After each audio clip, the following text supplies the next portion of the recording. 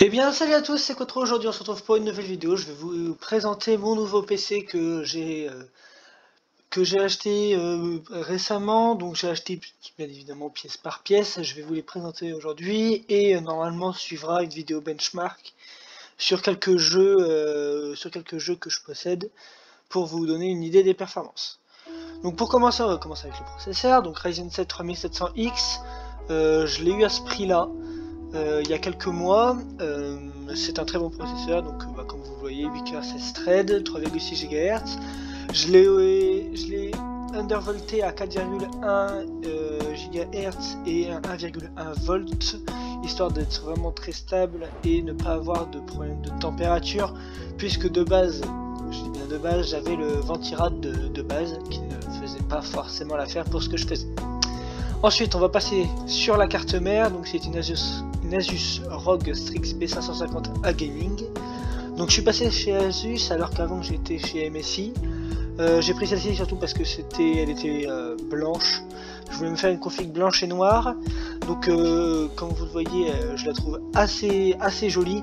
Elle rend assez bien en vrai, sauf des reflets un peu holographique, oui on peut dire ça, par exemple où c'est marqué Dare to Play ou le logo ROG sur le refroidissement à gauche. C'est une très bonne carte mère qui remplit pas mal de fonctions. On a pas mal de ports PCI Express, on a le PCI Express 4.0 même pour les M.2, donc franchement très bonne carte mère que j'ai réussi à avoir quand même beaucoup moins cher, 25 € moins cher chez Amazon Allemagne. Ensuite la RAM. Donc là j'y suis allé un peu fort vu que j'ai pris de la 3600 MHz, bon c'est de la CL18 mais j'avais pas trop le choix. J'ai pris 4x8 Go de G-Skill Trident Z Neo. Alors j'ai pas fait 4x8 Go, j'ai pris 2 packs de 2x8, ce qui m'a coûté 70 balles de moins que cette version là. Ça me coûtait moins cher de prendre 2 packs que de prendre un seul pack de 4x8. Voilà, donc 4 barrettes, donc ça fait un total de 32 Go, ce qui est largement suffisant, mais bon, vu que je vais essayer de me mettre au stream sur Twitch, notamment, ça va être quelque chose d'utile. Ensuite, en refroidissement, du coup, pour compléter, je vais avoir le ventirad de base. Il ne suffisait pas, du coup, j'ai récupéré sur mon ancien PC ce water cooling, donc de chez MSI. Alors là, c'est la version 240R. Moi j'ai la version 240RH. Le H signifie qu'il y a un hub pour ventilateur et pour la gestion du RGB directement fourni. Alors c'est une version qui coûte, si je me souviens bien, 20 € plus cher, mais franchement elle vaut le coup. Alors malheureusement elle n'est plus en vente, il n'y a plus que la version R qui est disponible, mais si vous arrivez à en trouver un peut-être en occasion, en bon état, ça peut valoir le coup. Ensuite, je vais passer à la carte graphique pour l'instant, je vais vous la laisser pour la fin. En termes de SSD, donc je suis parti sur 250 Go chez PNY que j'ai payé 3 € de moins que ça. C'est un XLR8 CS3030, moi je dis 3030. Franchement très bon SSD du coup qui est que en PCI Express 3.0, mais franchement il fait le taf, le PC s'allume en une demi-seconde. On exagère un peu, mais voilà, franchement très efficace et je vous le recommande. Même pour les débits, même pour le stockage jusqu'à 1 Tera, celui en version 1 Tera par exemple, je peux vous montrer, il est très rapide et il est pas si cher que ça en ce moment. Ensuite, pour le stockage général, j'ai décidé de prendre encore un SSD puisque j'en avais un peu marre des disques durs classiques, j'ai envie de dire. Donc voilà, un Crucial 1 Tera, le MX500, c'est un classique, tout le monde le conseille, donc franchement vous pouvez y aller, c'est une valeur sûre.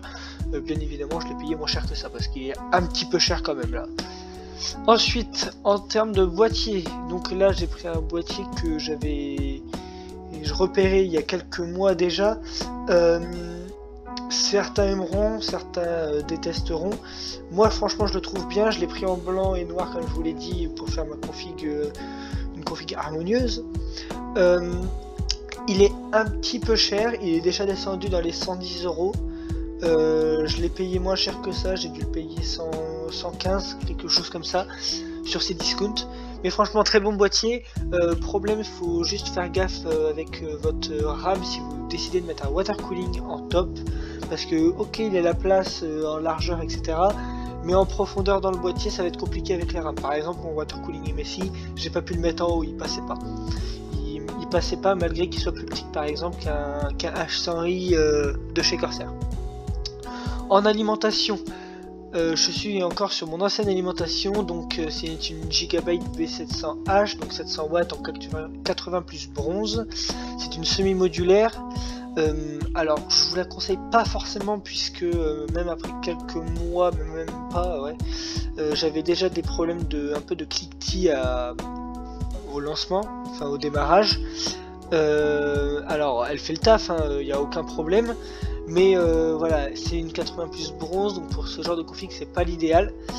C'est pour ça que je vais bientôt, normalement bientôt changer pour une nouvelle alimentation, donc la Corsair RM 750X, donc je vais la prendre en blanche, histoire d'avoir les câbles blancs, ça serait pas mal. C'est une 750 watts, histoire d'être un peu plus large, 80 plus gold, et puis blanche, donc voilà, il n'y a rien à dire là-dessus. Pour compléter, dans le boîtier à l'arrière, j'ai rajouté un LL120 chez Corsair en blanc également. Je l'ai payé moins cher que ça sur Amazon Allemagne. Enfin, franchement, si vous pouvez regarder sur Amazon Allemagne, même s'il y a des frais de port, en général ça revient quand même moins cher qu'en France. Donc ça peut valoir le coup. Donc voilà, petit ventilateur que j'ai pu mettre à l'arrière. Et ensuite au-dessus du coup j'ai rajouté, j'avais déjà des ventilateurs chez moi de chez Corsair, j'avais ceux-là, j'en ai mis deux au-dessus histoire d'extraire l'air chaud. C'est pas obligatoire mais j'ai décidé de les rajouter vu que je savais pas quoi en faire. Donc voilà, des SP120, c'est classique, qui sont d'ailleurs à un bon prix en ce moment en pack de 3 avec le petit hub pour le RGB qui est fourni. Et enfin pour terminer, je vais vous montrer la carte graphique que j'ai réussi à avoir. Voilà, c'est une RTX 3070 Founders Edition. Alors j'ai mis à peu près 3 mois à réussir à en choper une grâce aux différents Discord que j'ai pu suivre. Franchement, si vous avez des liens Discord sur certains serveurs, ils peuvent vous proposer ils vous proposent toutes les alertes. Vous pouvez mettre les alertes de la 3070 par exemple, et dès qu'il y a un modèle qui sort, hop, vous avez directement le lien et vous êtes entre guillemets plus rapide.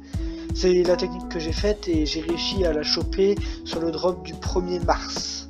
Voilà, sur le drop du 1er mars, j'ai réussi à en choper une et franchement, elle fait le taf, mais quelque chose de concret.